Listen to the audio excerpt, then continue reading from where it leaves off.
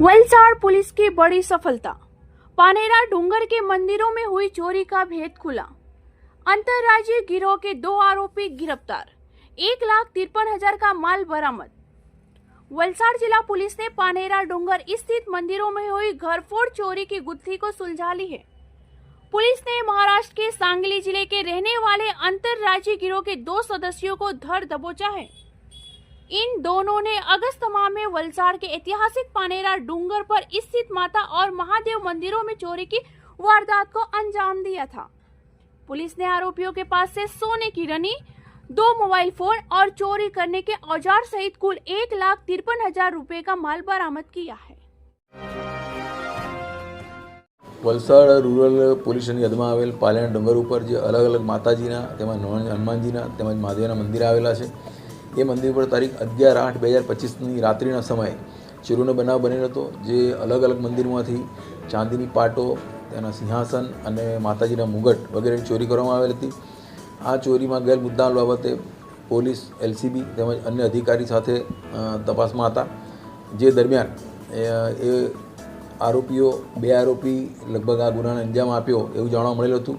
જેથી અહીંયાથી લઈને મહારાષ્ટ્ર સુધીના ટોટલ 200 જેટલા સીસીટીવી કેમેરા ચેક કરવામાં આવ્યા હતા અને એ ઉપરાંત ટેકનિકલ એનાલિસિસના આધારે મહારાષ્ટ્રના સાંગલી ખાતે રહેતા સિદ્ધનાથ અને પ્રમોદ ભીખાજી આ 2 આરોપીઓ હોવાનું ક્લિયર થયું હતું।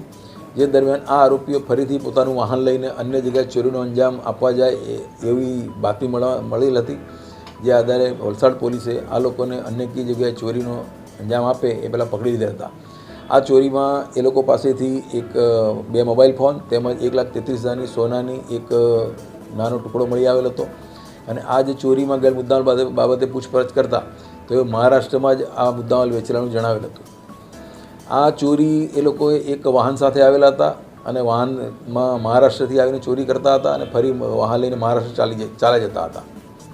આ લોકો હાલમાં પૂછપરછ દરમિયાન આ જે સિદ્ધનાથ છે, સિદ્ધનાથની વિરુદ્ધમાં ટોટલ હજી સુધી 14 ગુના દાખલ થયેલા છે અને જે પ્રમોદ ભીખાજી છે એની વિરુદ્ધમાં 3 ગુના દાખલ થયેલા છે।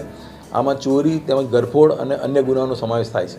હાલમાં 2 આરોપી મળેલા છે। એ આરોપીઓ બીજી કોઈ જગ્યાએ ગુનાને અંજામ આપવા માટે જતા હતા। હજી એ પૂછપરછ ચાલુ છે કે તેઓ કઈ જગ્યાએ જતા હતા અને ત્યાં કઈ જગ્યાએ ચોરી કરવાની હતી એની પૂછપરછ હાલમાં ચાલુ છે। હાલમાં 1,53,000નો મુદ્દામાલ રિકવર કરવામાં આવેલ છે અને અન્ય મુદ્દામાલ જે સોનીને વેચેલો છે એ મુદ્દામાલ રિકવર કરવાની કાર્યવાહી હાલમાં ચાલુ છે।